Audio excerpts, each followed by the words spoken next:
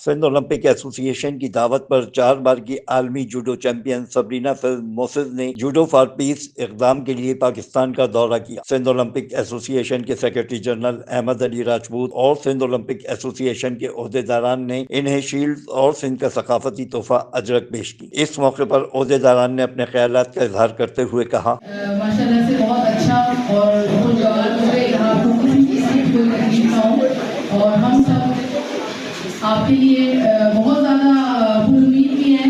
They are all provincial sport association affiliated with National Sport Federation, and National Sport Federation is also affiliated with International Federation, and they are all member of IOC. Mister Moses 21 मई की सुबह कराची पहुंची और अमन theme के सफर का आगाज कायद-ए-आज़म के मज़ार पर हाजिरी देकर किया। 22 मई को सी व्यू कराची से एक अलामती साइकिलिंग के साथ रवानगी शुरू होगी। इस मौके पर सबरीना मोसेस ने कहा, जूडो एक जापानी खेल है।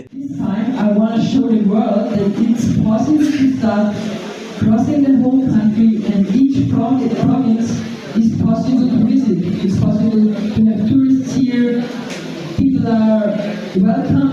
We have a great hospitality here. Provinces.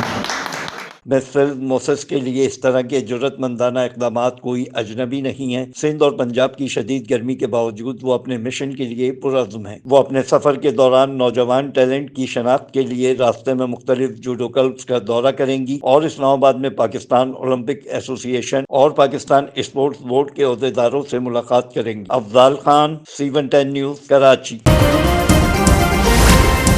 C110 news, खबर की असल खबर।